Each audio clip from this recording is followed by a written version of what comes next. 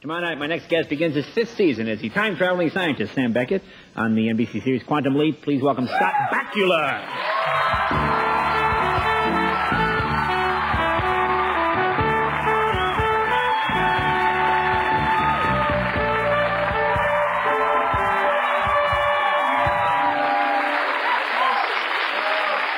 Kind of a Cary Grant to catch a thief thing there? Yeah, this is kind of a Lee Harvey Oswald meets Gary Player kind of. Oh, yeah. For all you golf fans out there, you know, and they're everywhere. And those two would meet. Yeah, that's right. Congratulations on starting 5th season. Pretty amazing. It is pretty amazing. Yeah. All things considered, it's been an interesting long haul, but we've been very fortunate. Fans on that show. I mean, people really get attached. I don't know. Do we have any real fans?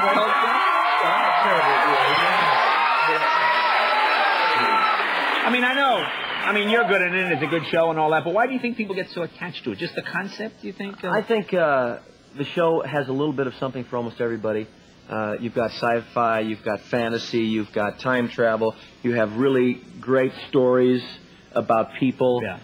And it's different every week. Yeah. So they get a chance to love something, not like something as much, come back to it. It's a show that I'm really proud of. And we're still working hard after 5 years. Play overseas? Is this popular? It's playing everywhere. Europe, anywhere? Yeah. I finally I took some time off this summer for the first time in like 3 years. Right. And we traveled, and we were in Mexico and England, and it was amazing to me how big the show is becoming around the world. And that feels great. In fact, we were in England in some castle, and I noticed that a family was following us with a video camera. Right. You know, and this is usually something that Saget has problems with this, but not. And they kept following, and I kept waiting for them to come up and finally say something. And finally, we walked by them, and the woman grabbed me by the arm. She said, get this, come over here. She said, you see, this is what a real man looks like. Right to her husband, and I felt terrible. You know, and I want to say, but no, he looks like a real man too, you know. I don't know.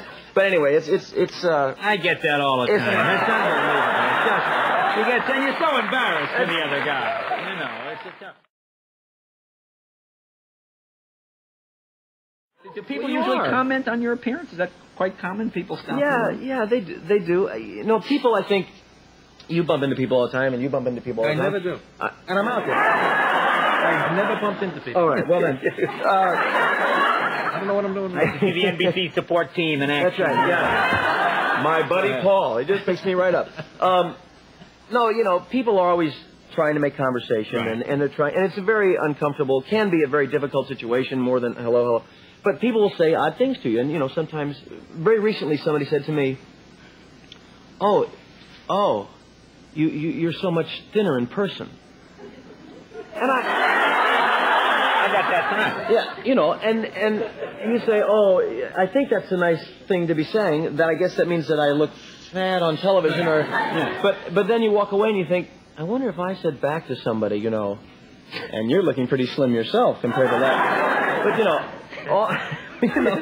you know, these things, they come out of left field, and you never know really what to do. But we have the greatest fans, and they have kept us on the air for 5 years.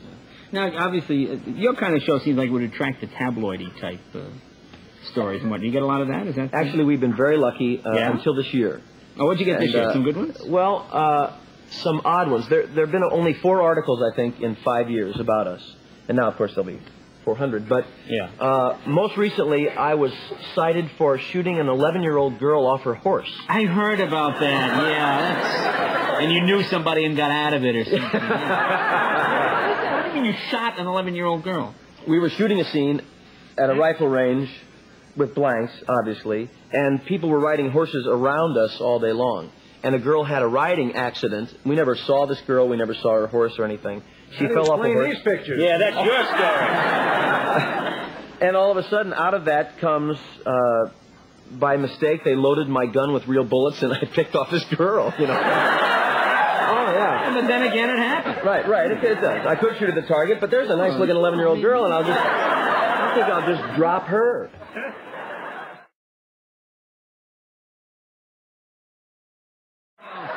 Now, tomorrow night's show is pretty unusual, isn't it? I was reading about this in one of the TV things. It's Lee Harvey Oswald or something? Yeah. Just like obviously a pretty serious, I don't imagine he did many comedies. So this is a pretty serious show to me. Yeah, it's the first time we've leaped into someone that everyone knows. We leaped into a story that everyone knows, and we've successfully gotten in and gotten out of it. I actually become Lee Harvey Oswald in this. We get mixed up, and his character wins out. Yeah. And through the last almost third of the picture, it's a 2-hour movie of the week, so to speak, tomorrow night. There is no Sam Beckett anymore. It's Lee Harvey Oswald. And it's a pretty spooky thing. And I found out a lot of things, not like I was always dying to know, but I found out a lot of things about Lee Harvey Oswald that I didn't know before. I don't know where you stand on the conspiracy one gunman theory. I think you shot that 11-year-old girl.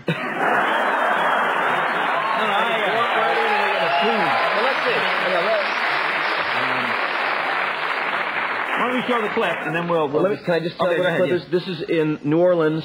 Oswald is passing out literature, and he's stopped by the police and by other Cubans, and that should set it up. Okay, I think. this is from tomorrow night, 2-hour Quantum Leap. Take a look. Fair play for Cuba! Traitor! Fair play for Cuba! You see this fellow? He is a communist! Fair play communist! Years ago, he tried to join us. He said he wanted to fight for Cuba, to bring down Castro. Liar! You want to hit me? Girl, come on now. She's doing exactly what Oswald You're free! That's communist! Communist all out! Don't forget the wall! Shut up! Can you hear me? It's the 9th of August, 1963.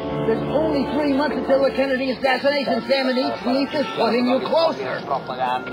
If you leap, it's a Dallas on November 22nd, and Oswald is still in control. You won't be able to change anything, Sam. You gotta fight him. Fight him, Sam. What's your name, boy?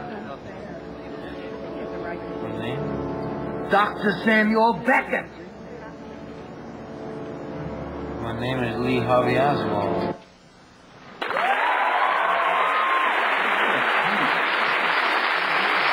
We'll talk right after this. Okay. Scott Bakula, be right back. The Tonight Show with Jay and Scott will be right back.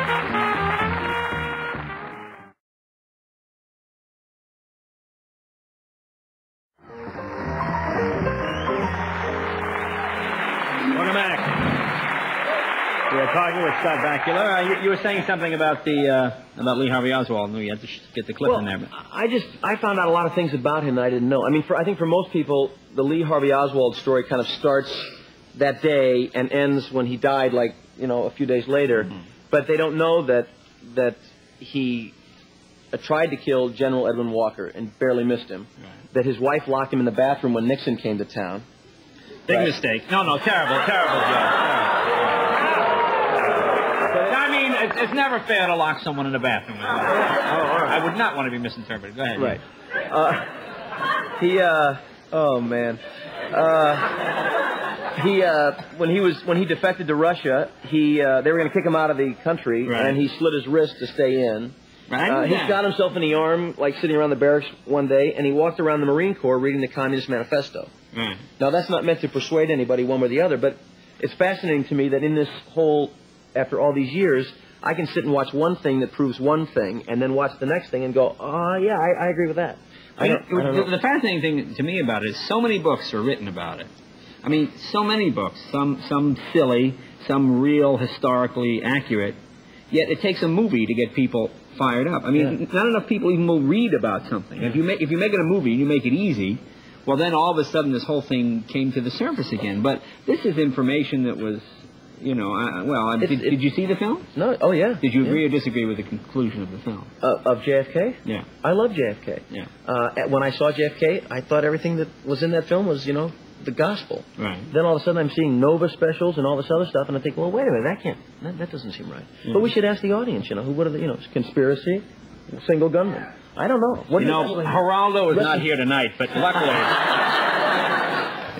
if he were, I'm sure. I think personally it was a transvestite hooker myself. Who'd been locked in the bathroom very early from a very So you gonna do any more shows? You go back into women's identities. Those seem to be the ones that always get the reaction. Yeah. Boo. Well, now was that more gimmicky at the beginning, just to sort of get the ball rolling? To be quite honest, I went to the producers in the beginning and I said, to make this show, if we have a chance to run for a long time, you have to give fair time to everybody, every ethnic group, every male, female, because there are more women in the world than men, and we can't assume that whoever's leaping me around is only, spotting men in trouble, So that, they were anxious to do it anyway. This year, if all goes well, I will be leaping into the body of Dr. Ruth.